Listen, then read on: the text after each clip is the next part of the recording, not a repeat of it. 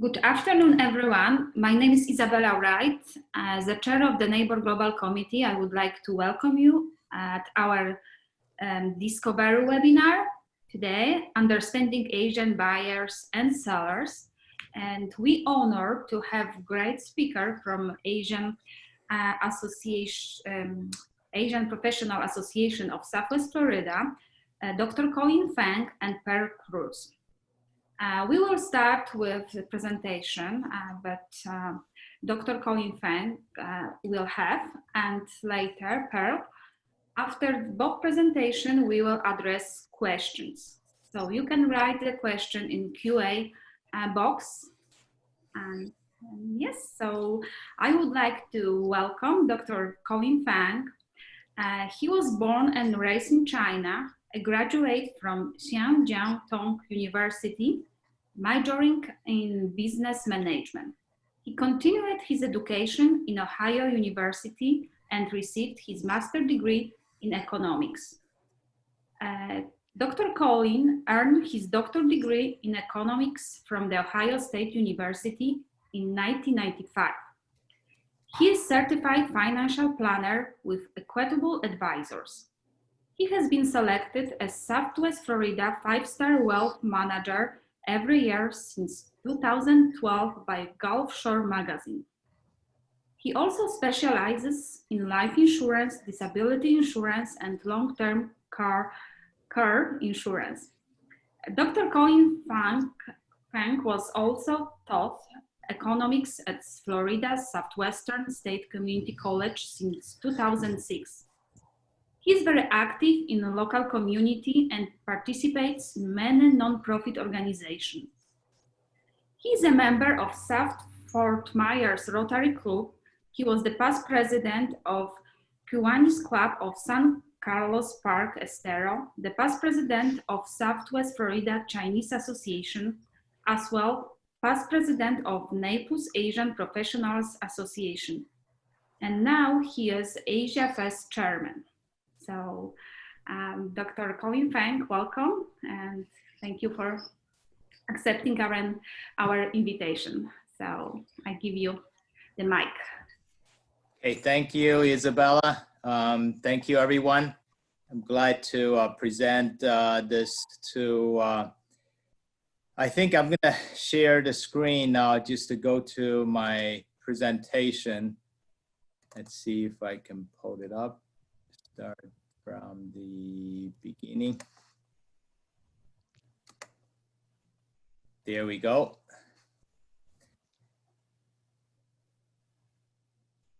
Looks good. I know my presentation, everybody can see it okay? Good, okay. So presentation is more focused for the real estate professionals. So obviously we don't want to learn everything about Asians or Chinese. That would be in your spare time, you can learn more. But yes, some relevant points I think would be good to know about the Chinese culture. So here is a basic summary, and then I would go to a little bit in detail, wrap it up. So most likely, they probably don't need a mortgage, especially as a foreign buyer. U.S. banks probably would have a hard time giving them a mortgage anyway. But and then also, they always compare to Chinese real estate, and I have a comparison chart I will show you in a little bit. And it's good to know, read up on Confucius. Confucianism is huge in the Chinese culture. And also Feng Shui, I'm sure Pearl would cover that in detail. Another thing good to know, it's a Chinese Zodiac. And this is the year of the rat. And in reality, we actually live like a rat this year, not coming out of our houses. And get on WeChat, Chinese Facebook. A huge amount of activity there. You can pay with the WeChat money as well. And then there is a website that many real estate professionals use to targeting Chinese buyers, which is GY.com. Now, lastly, you can learn everything about the Chinese culture, but you have to keep in mind you have your own basic ways of doing business. So they are pretty much open-minded people. So they are just as eager to learn about you and your culture than you want to know about them. So just make sure you tell them how you do business. First of all, I want to take a look at how Chinese consumers a little different from the US consumers. And I deal with BlackRock, a mutual fund company.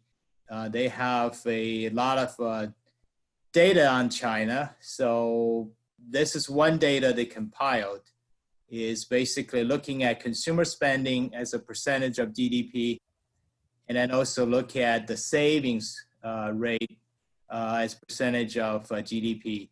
So this is the US picture. You can see since 1960 to now, the consumer spending as a percentage of GDP is rising just over 70%. And the Chinese spending over GDP percentage is actually coming down, which is right here. So just the opposite. And savings rate, the only takeaway here is that the Chinese save a lot. The Americans don't necessarily save as much. So here's a typical comparison, average Joe Blow or John in US and in China. The biggest takeaway is the savings rate. US 4%, China is 33%. So it used to be 50 when I left China in 1986. And the consumption, obviously, as percent of GDP, 70% for the US and 36% for China. So there's difference. And that kind of gives you the idea why the Chinese really not used to getting a mortgage. So they save a lot of money and then use that money to buy. Now, the Chinese people are used to the bartering system. So they pretty much, even when you see prices in the commercial stores, and they still trying to negotiate the price. So they may come across as a nickel and dime people. I know realtors don't really like nickel and dime, but we deal with them all the time. So here's the Chinese economy. This is kind of conservative forecast. I'm sure this year kind of wacky. Everybody has recession. I did this a few years back. Now looking at the forecast before, that was right after 2030, China GDP is going to pass US. It's almost inevitable. Now looking at more updated would be by 2026 or 2027, that's going to occur. So with that being in mind, so they do have a huge amount of purchasing power and they would like to go out and buy properties. And if you look at the data, 2019, total property sales to foreign buyers in the United States total $78 billion. And the largest buyers is from China. And then second, Canada, followed by Mexico. So it's the data for 2019. 2020 might be different because of COVID-19. So here is the average square footage on the residential housing. Now I picked Shanghai and Sanya. Now Shanghai is a big city. For comparable comparison will be compared to New York. Sanya is the southern tip place, almost like Florida. So you can see the price difference. Now for the Chinese pricing, I use not the inside the city, but in the suburb with the price. So inside the city is even higher. Now, the next chart is going to tell you why the Chinese love to buy properties in the United States. And this is the air pollution level. So the pollution level, you can see major US cities, it's almost like 1/10 of the pollution level of the Chinese big cities. So the city where I came from, which is the bottom one, Zhengzhou, so that's very heavily populated industrial city. It's about 10 million people. And the university I came from, it's just the city right above it. It's called a Xi'an. You can see the huge pollution level compared to, I think, US, pollution-wise, heavily concentrated in California. So the best air quality in Fort Myers, they gradually learning that they will be coming to buy more properties in Southwest Florida. So that's one of the reasons they want to buy in the US. Now, Chinese language. Standard language is still the Putonghua, which is the standard Mandarin. That's where the Beijing people speak. And then people in the southeast of China or Hong Kong, most of them speak Cantonese. Now, they have so many languages. Some of them I don't even understand, like people from Fuzhou, non-Taiwanese, I can understand some. Minority language, my wife and I, we went to China last year, went to the mountains. We went to a Christian church. One of the minority language, we absolutely had no clue what they were talking about. One thing I do want to warn you that some of the languages, well, maybe not just the language, the culture itself too, they are very direct and very blunt. So just to be aware of that, they don't mean to be rude, but that's just the way it is. And then Chinese religion. Now, you need to read up on Confucius. It's a very powerful person who has so many poems and philosophy. It's a great teacher. It's such a the Chinese culture is so deeply influenced by Confucianism. It's kind of like a religion.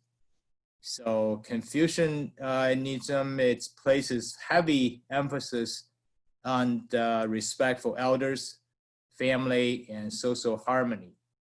So family is a top priority. So that means that when you look for houses, they probably were looking at a bigger family room, many bedrooms. Now here is the breakdown for different religions. Largest component besides Confucianism, it's infiltrated in every religion here. The largest component is Buddhism. Christianity is about 5%, just over. And Hinduism, which is coming from India, so that's 0.1%, which is very small.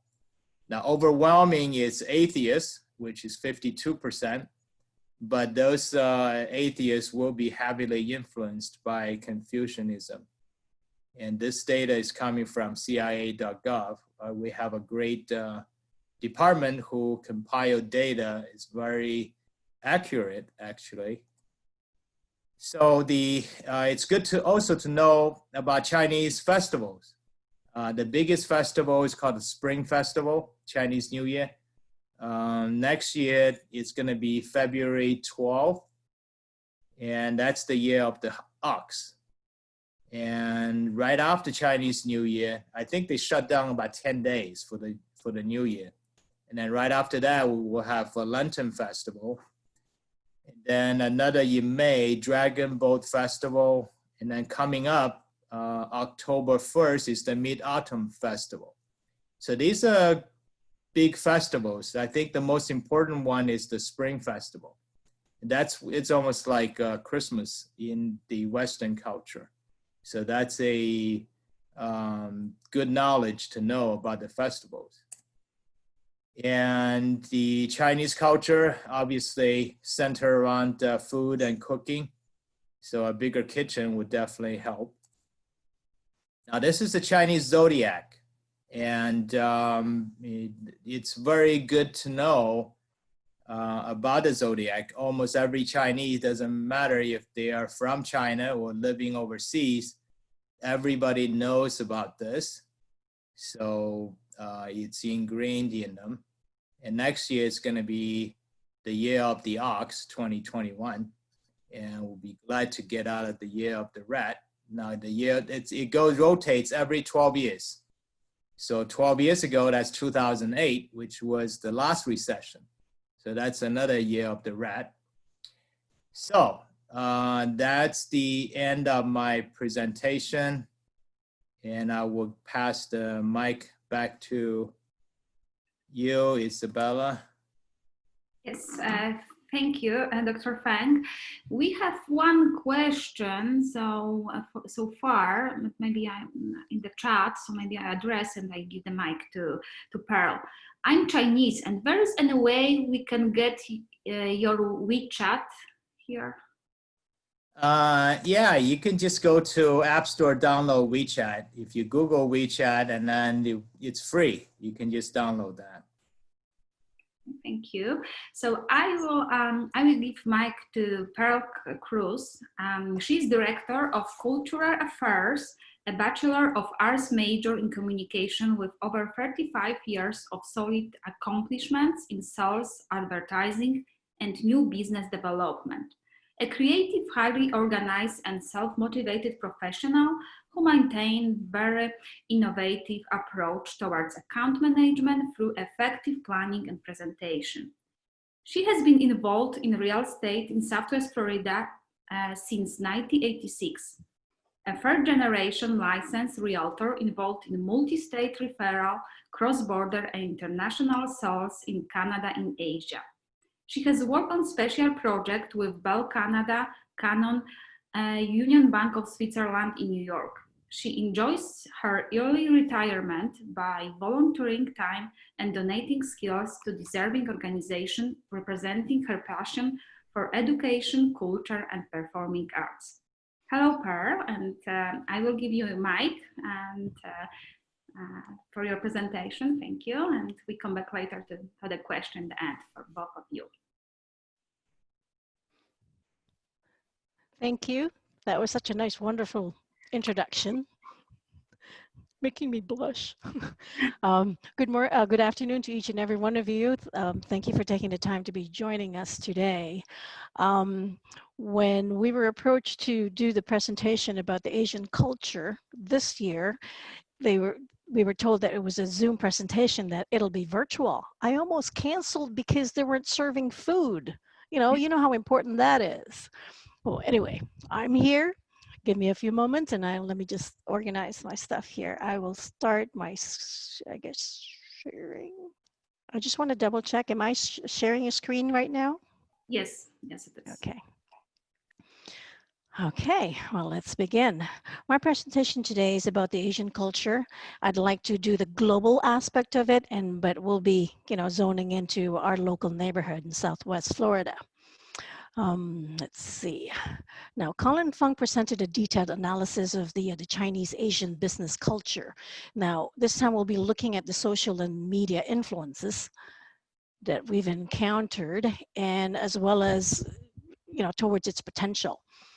My reference to potential refers to the opportunity of tapping and penetrating this Asian market as real estate buyers, sellers, investors. Now, as you know, the Asians are the model minority, They have the funds to do things. Let's see. Now on the, and then we will also tackle, I guess, the differences between the East and the West culture.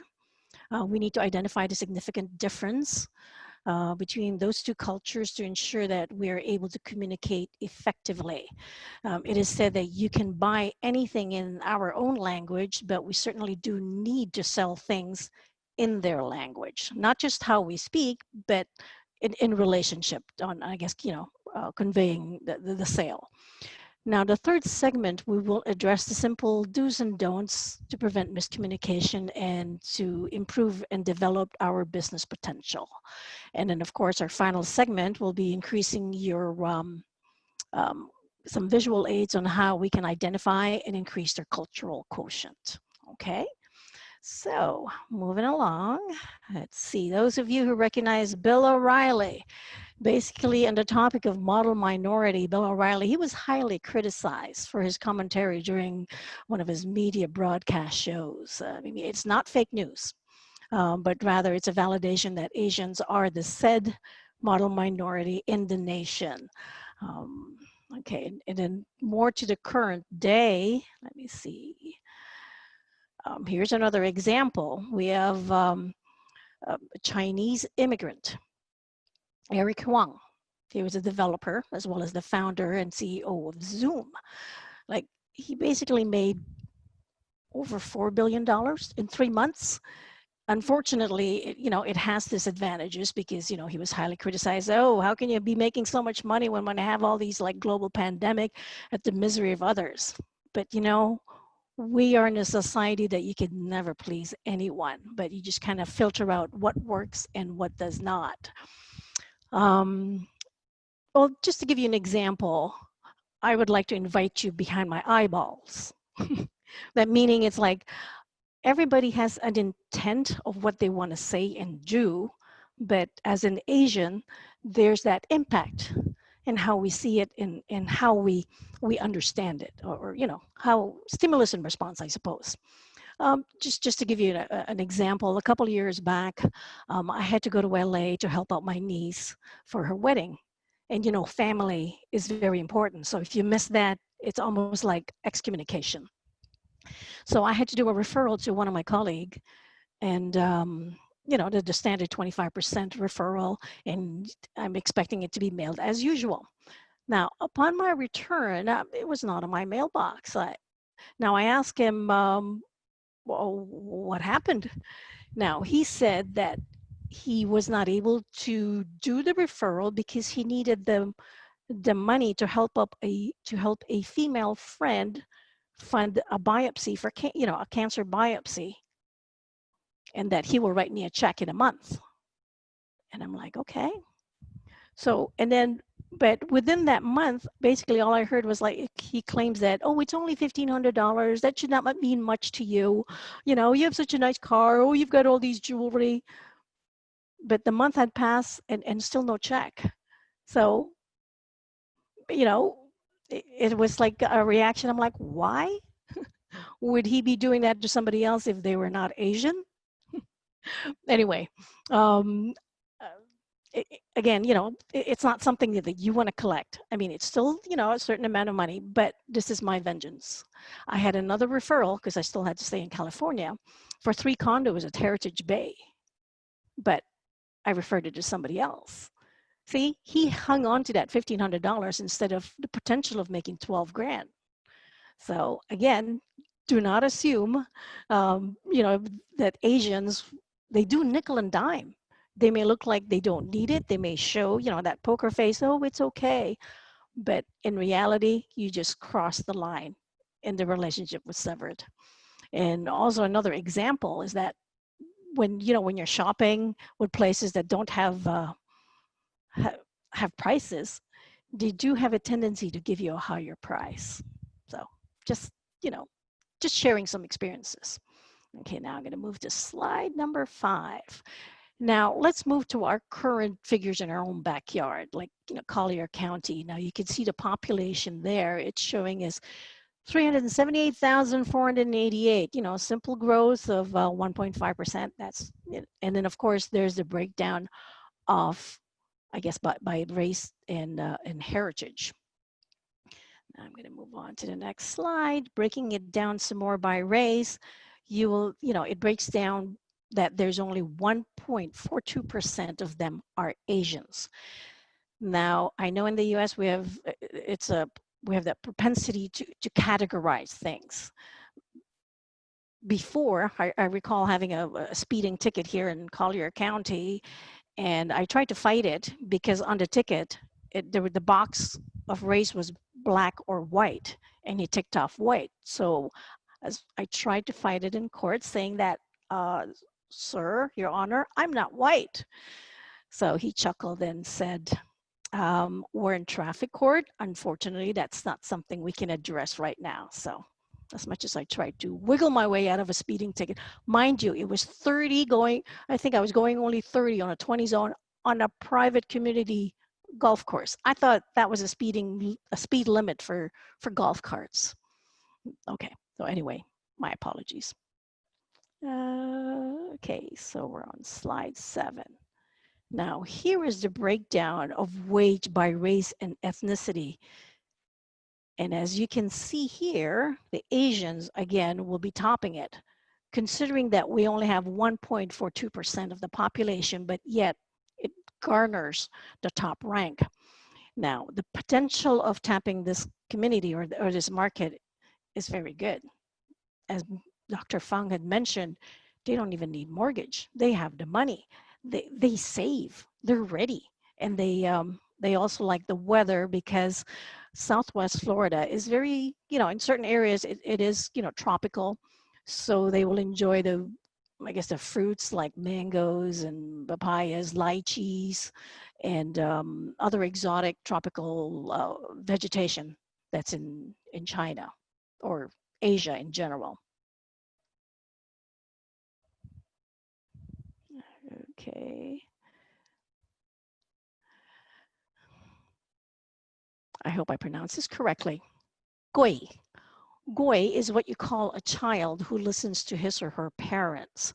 And it applies to the bigger realm of society, especially in Asia.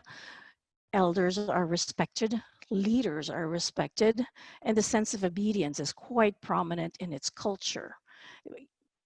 It's the Asians have I guess it's in their upbringing to respect elders and parents and just follow.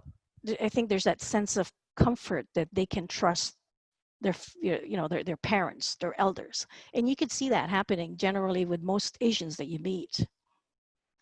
Now, to tap the market of the Asian market, specifically the Chinese, because again, they basically hold like 1/3 of the world's population, and they do have a very strong interest in the business as well as the interest in real estate. Guanzi, it means relationship, and it's basically, that's the direct equivalency in the English language. However, that it refers to how things are done in China. And I will break that down in 3 other components. Just to give you an example of how we are with APA, which is the Asian Professional Association of Southwest Florida.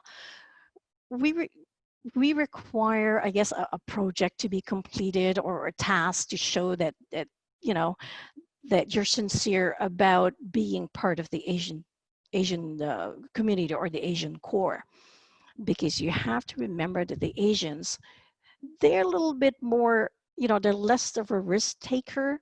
They really have a tendency to deal with people they know.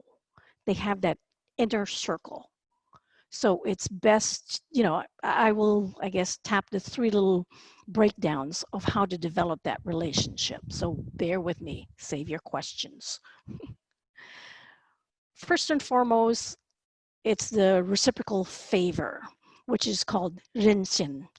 And basically what it is you have to return a favor. It's not said, it's not mentioned.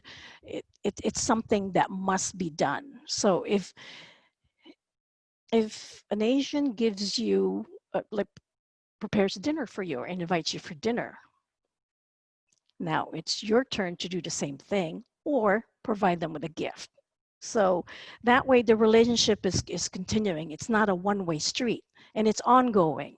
So, and then, in the near future, they might do another dinner for you, have a party, invite you, have a gift, but that's one way to open the door. Now, the second one that's quite significant is the harmony. The harmony is the balance. Going back to Feng Shui, it's the yin and yang. So, you do, it's like you, in a sense, you're not competing, but you're like continuing the relationship peacefully with balance. And harmony is pronounced, I hope I get this right, hua. And in Feng Shui, I will have some other information on the latter part of the presentation and some references so we can get into more details about Feng Shui. Now, the third element to complete, the building of the relationship, it's called Minsu. Minsu refers not just the face per se, but the being, your presence.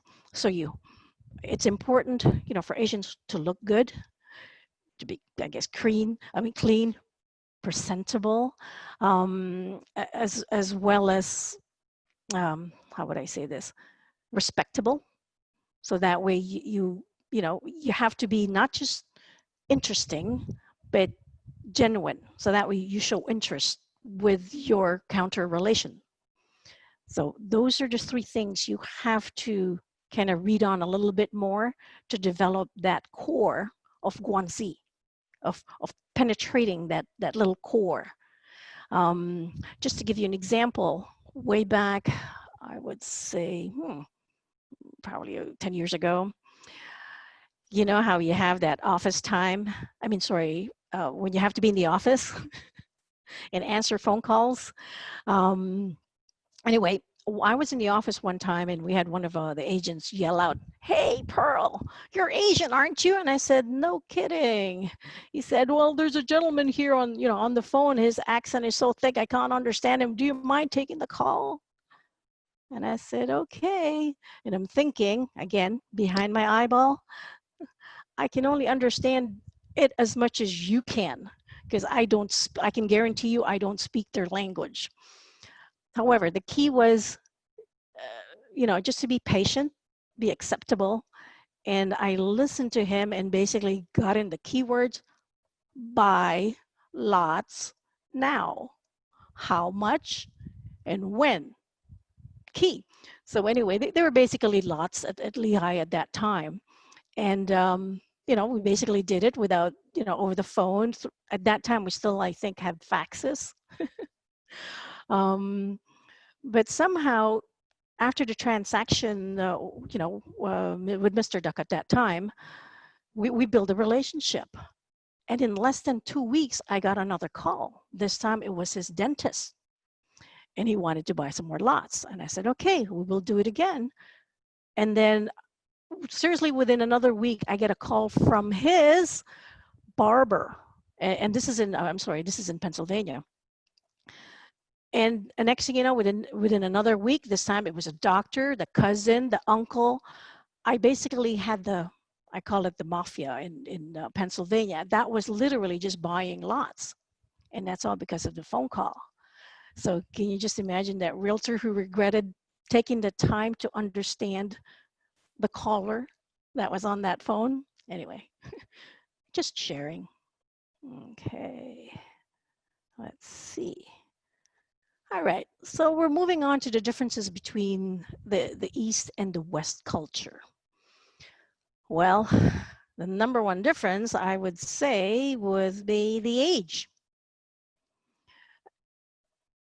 China and the surrounding areas of Asia is basically over 2,200 years. and they've built their culture, their language, their beliefs, the philosophy, the food, the cuisine. And then here we are in the United States, who is barely 244 years old. So it's almost like listening to a child, you know, a 3-year-old child trying to speak to an elder and trying to tell them this is how we do it. I mean, I can understand. I'm not here to criticize. I'm just pointing out the difference. Okay. Now in China and in Asia, let's see, the influence is very, very dominated by Confucius and a little bit of, you know, of Taoism, but they believe more not on culture itself, but more, I'm sorry, not on religion itself, because there was just so much breakdown, but rather the philosophy. And that seems to be a way of life. And we could, you know, they seem to be adapting that here in North America, especially in the United States, because you know, Confucius quotes, Confucius training, seminars, it's something of interest. Let me just move on. Let's see.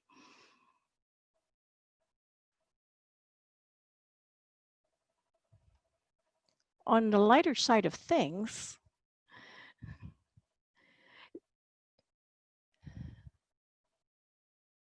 now Tiny Eyes, she's AKA CU. Interesting, you know, CU with eyes. She's an influential artist. She was raised in Beijing, and she has captured a humorous, you know, I guess, concept of the difference between, you know, being in China, being Chinese or Asian, and dealing with the Europeans as well as the Americans, because she does a lot of work for companies in the United States as well as in France and Britain.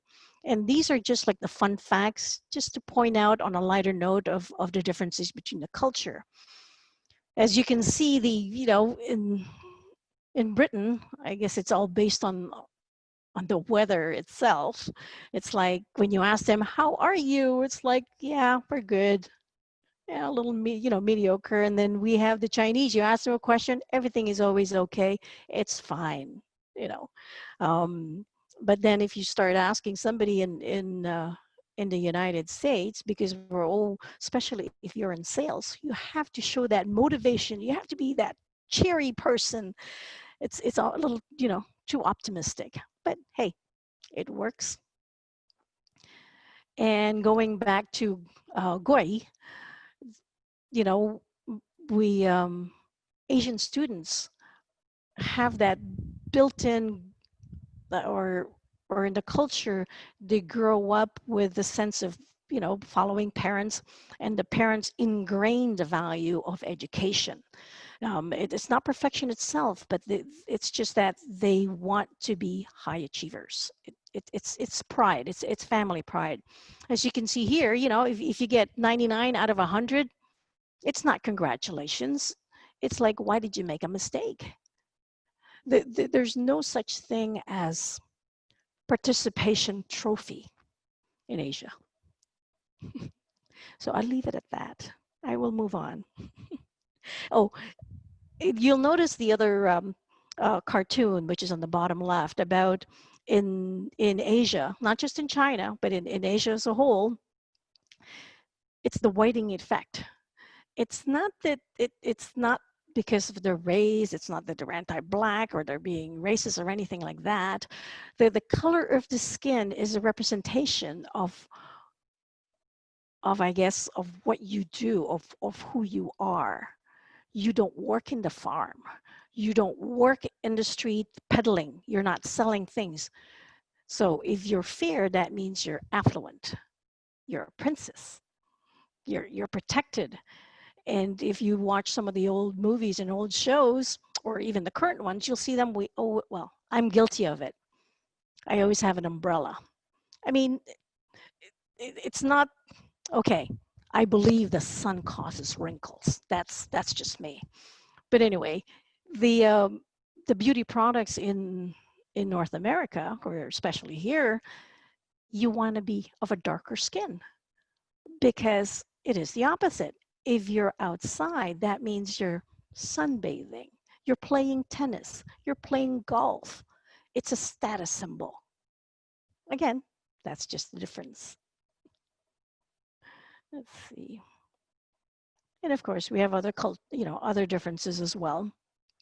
Now, this one is quite common, the cartoon on the right, about, it's a good, Chinese restaurant. They have really good sushi.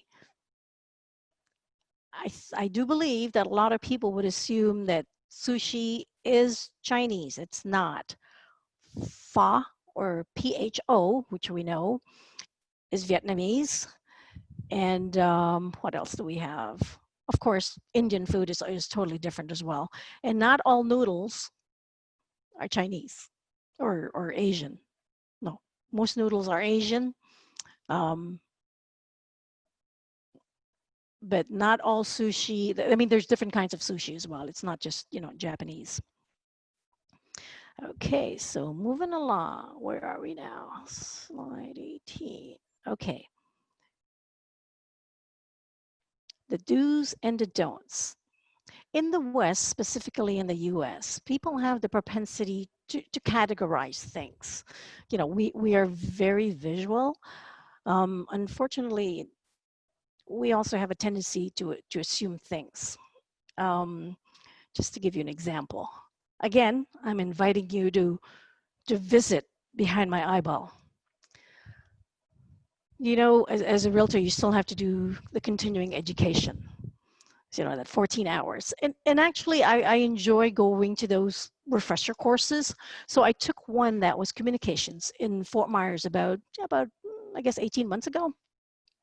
I figured, it's communication. That'd be so cool. That'll be interesting. So the gentleman who was the facilitator introduced himself. He talked about his credentials, and I was looking forward to hearing his presentation.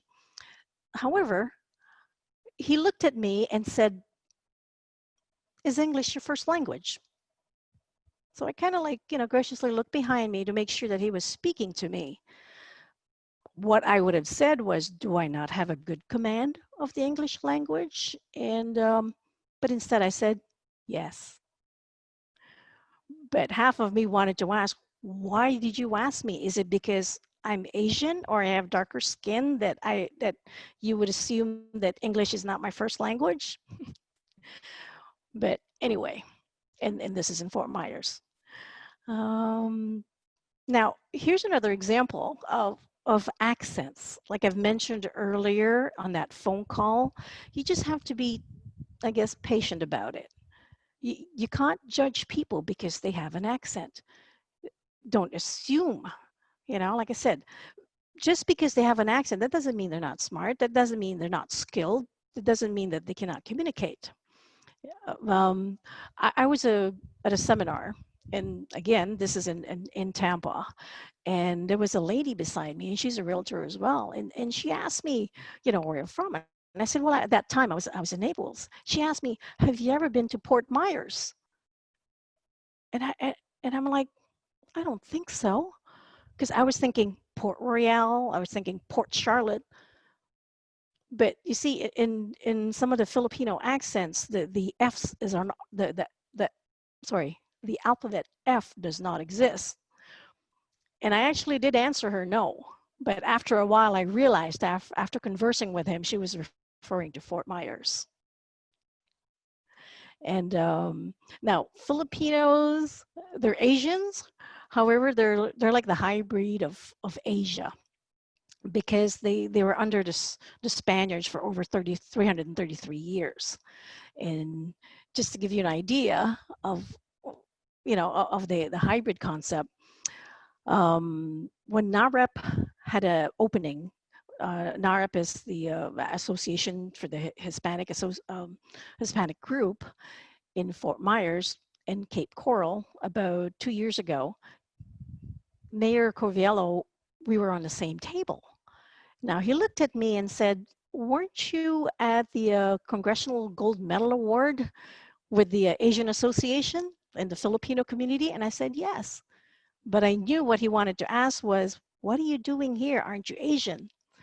So I replied, I said, well, I swing both ways. You know, they're half Asian and half Hispanic. And also my last name is Cruz. So they automatically assume I'm Hispanic. Okay, moving along. Okay. Now, going back to what I had mentioned earlier about, you know, the philosophy of Asians, you have to be flexible, just like as a, you know, as a whole, as a person, you have to be accepting. You, you have to bend a little bit because if you don't, you will break. And then going in again with Confucius, don't assume. Please don't judge.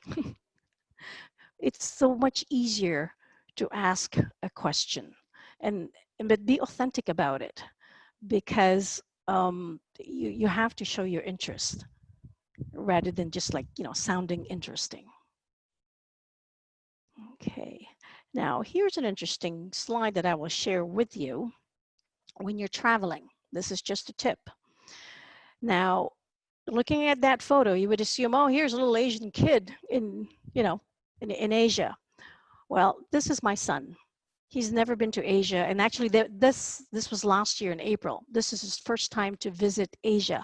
He's always been curious because people always assume that he's been there. So he did a traveling. Now you'll notice his shirt. He's fatally allergic to peanuts.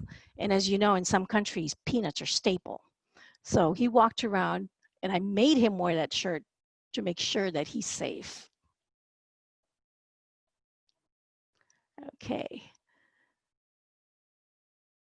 Now with the cultural intelligence quotient. All right, as you can see in our visual here, the core, now we're talking, you know, we're looking, look at yourself now as a whole.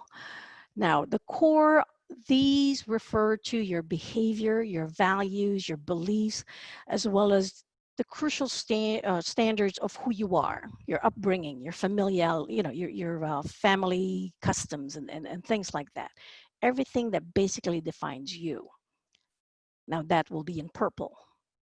Now the section that's in green, this is more like your ability to be flexible, your ability to adapt, your ability to learn, accept, and develop other skills, you know, that are still valuable.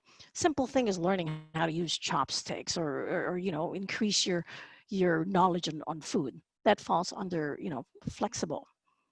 Now, if you look at the image on the left side, where you can see the core is very small, and then the flex area that's in green is quite dominant, that is more of what a used car salesman would be. They will say anything. They'll bend, they'll create, they'll be anything to make, you know, to sell or make something, or not adapt, but something to make them more acceptable. But it's not authentic. On the other side of it, when there's a lot of purple in it, that is more of things that you don't want to change. You're defined. You don't want to budge. That's more like my uncle. I had an uncle who refused to buy anything that's Japanese, because for him, oh no, that's no good. He wouldn't buy Japanese cars. He wouldn't buy Japanese technology. I mean, he's a chemist. He worked at Boeing. He was the one that chooses the paint for the planes in Seattle. But I'm just giving you an example. Now, the image that's on the top right, as you can see the line, that's how you measure your cultural intelligence quotient. See how you've got your own and have your flexibility. So the definition of the cultural intelligence, you know, based on these images, is the measurement of the deep-rooted interest of other human beings. But you do not judge judge them based on yourself as the benchmark or the standard, because that's another thing. That's more like ethnocentrism. Ethnocentrism is when you think that you or your culture is, I guess, better than all the rest. I'm going to wrap this up. So just be genuine.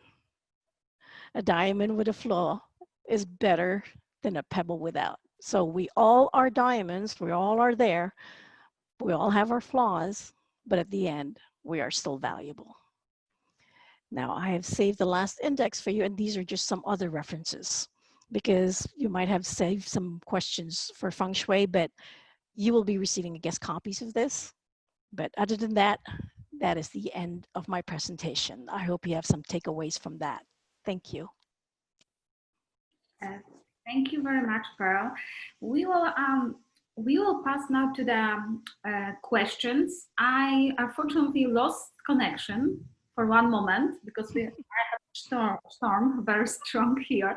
So I have a few questions, and I know that Vice Chair Carlos is going to help me if I'm missing something.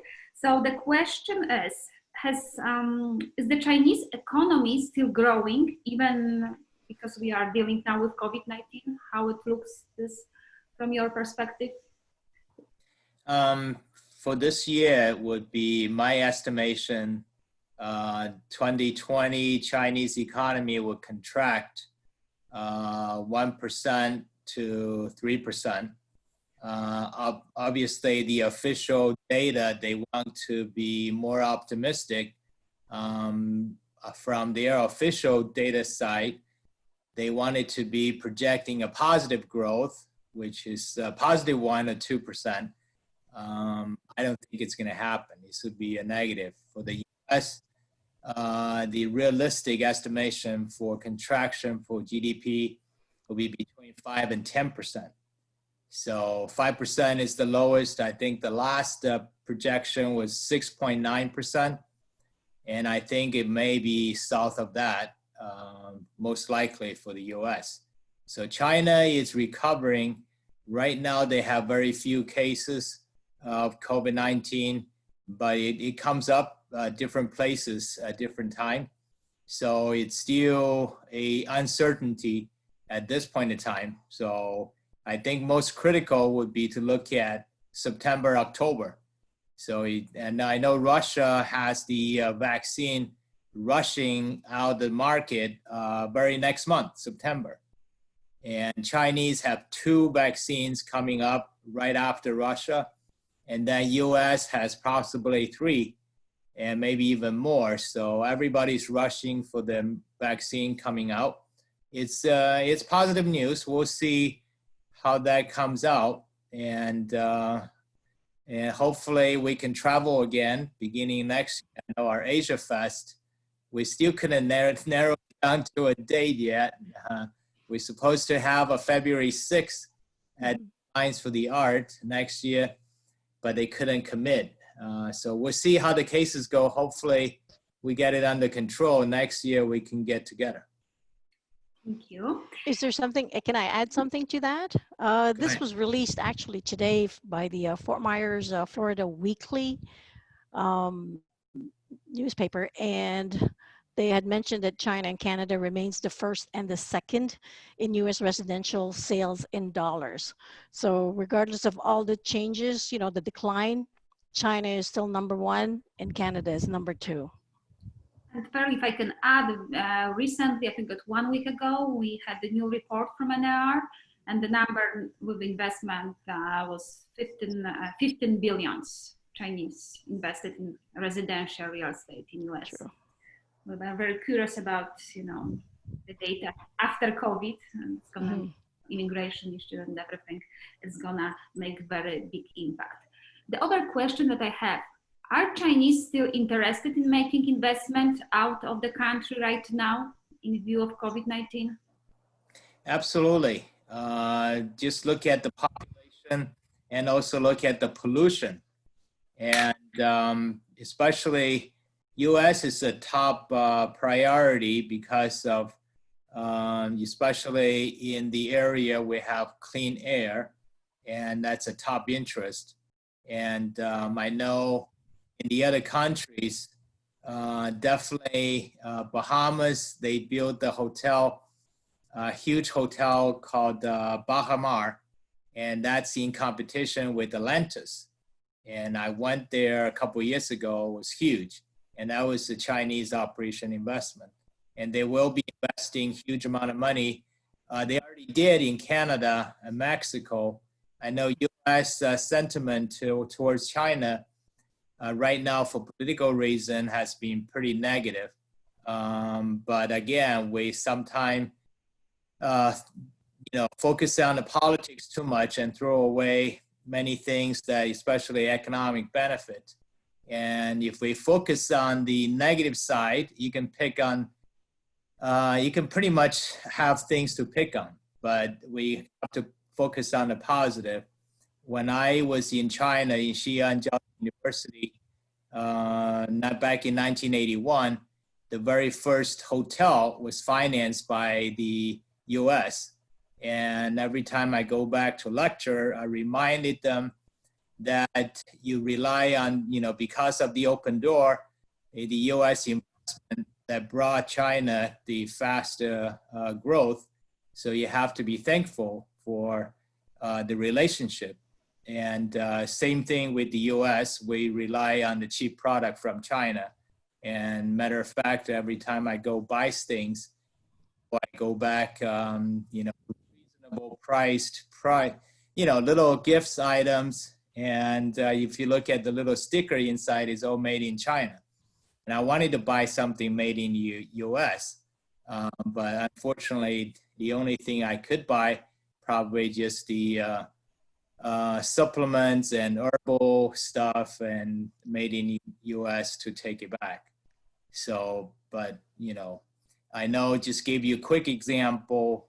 Back Canada benefited significantly from the Hong Kong situation, 1997, when Hong Kong went back to China. And Canada gave the Hong Kongese the green light. If you invest $250,000 in my country, I give you a green card. And huge amount of Chinese went to Canada, Vancouver, and Toronto, big Chinatown. You're going to say something, Pearl? Yes, they actually changed the name of Vancouver to Hongcouver.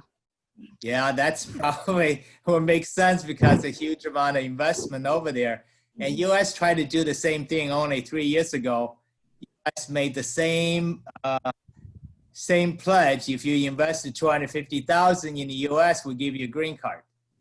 Now that's a little bit too late, though the investment already went to Vancouver and Toronto. So seems like Canada has been ahead of US in many of the economic decisions. When I was in Ohio, if you remember 1980s and 90s, Windsor, Canada has the casino. Detroit has no casino. On weekends, all the lanes are open one way from Detroit to Windsor, Canada.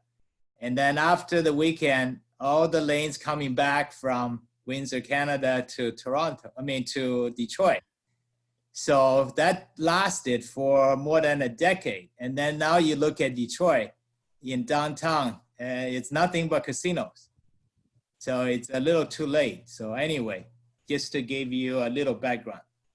Thank you. And I go to the next question. I was always informed that Chinese people concentrate more on areas with outstanding education possibilities. Which is more important to Chinese buyers, pollution or education? Well, if they buy it for themselves, definitely pollution. The education is that they have kids. And they don't care about pollution at all. They only care about the kids. Kids are important in their decision making. They spend probably over 50% of their budget on the kids. And especially one-child policy since 1979. Now, 2 years ago, they relaxed it to two-child. And so they play very heavy emphasis on education for the kid. So if you have a good elite school and even for high school, where they want to live. And the major consideration if they have children wants to go to school, for sure. Yes, and from all the statistics that we see, like from investment, Chinese investment in residential real estate in US, the education aspect, so around good universities, that you can see this activity. So this is, okay, thank you. Next question. Do you see trends in housing that address Asian cultural needs here? Pearl probably can answer that question better, right? Well, I think, the cultural needs, it's not that the Asian need anything. That's one thing that's an advantage for Asians. They're like bamboos. They know where they're going, so they know what to expect. So it's not that they're looking for something. They went somewhere and then they'll make the most out of it. So it's just that you'll notice that we're getting a lot more Vietnamese restaurants. We're getting more, Asian stores. I remember probably, I would say 14, 15 years ago, they opened up a bubble tea place in Bell Tower. And I'm like, oh my God, now they know what I'm talking about. Those little bubble teas with different flavors. And, they were featured in the news press. They were featured in, other arenas to promote them. And by the time I tried to invite my friends over to share that Asian bubble tea, they already closed. Because there was just not enough Asians, not enough, people to actually buy the products, and they're fresh. So you got not something, you can store. But things have changed. In the past 2 years, we had like a bubble tea place that opened up in Gulf Coast Town Center. And then there's like literally 2 now in the Cape. There's probably 3 or 4 in Fort Myers, and plenty more in the Collier area. But those are the sign, that there's a little bit more or Asians. Although the statistic shows that more Vietnamese than Chinese in Southwest Florida. Correct. Yeah. Thank you. Carol, do you have any question more? Because I mentioned I lost connection for 1 minute. I'm not sure if The question I had, I think Pearl already answered, which is about real estate. And I remember reading an article that in California, some of the builders are modifying the homes because some of their Asian clientele, they want certain things because they have the live-in parents, and they want the parents to have a full suite. So they'll have a second kitchen, or more private. So do you see any of that happening in Southwest Florida? In Southwest Florida, it's just that we don't have so much of a demand yet, unlike California. I did some work in San Diego. I have cousins that are realtors. Like I said, I think it's in a family that we all are in real estate. And it was interesting enough. The first project I had to work on was I had to find 5 houses that had at least 5 bedrooms. And it's not just because they rent out. I mean, it's not just for family. But what happens is that they petition, I guess, other relatives. So, to prepare them, they kind of guide them and live together in the same house until they get, a stable job, and then they're on their own. And then, they would buy. And in here in Southwest Florida, not really. I haven't had that much of a request because we have a lot of facilities for, I guess, for senior care. Because in California, there's a lot of private home care service that they provide. And you'll note that a lot of, I guess, Filipinos, or, people, not Filipinos, but Filipino in general. Did you know that 25% of all the nurses in the world are Filipinos? Because that's basically what they churn. So, and then also the reason why there's a lot of nurses or in healthcare, because that's their ticket to get a job in another country. But they're also, I guess, Asian being, caring, and they do have a good reputation for that. So that became a trend in California. Once they have their license, they can actually provide their own, I guess, service. And I don't see that happening here yet, or at least not as much of a demand here in Southwest Florida. And remember, we're less than 1.5%. Thank you. Okay. Thank you. I have the question from Terry Morrison. Do you think that numbers and symbols still influence decision in terms of purchasing real estate?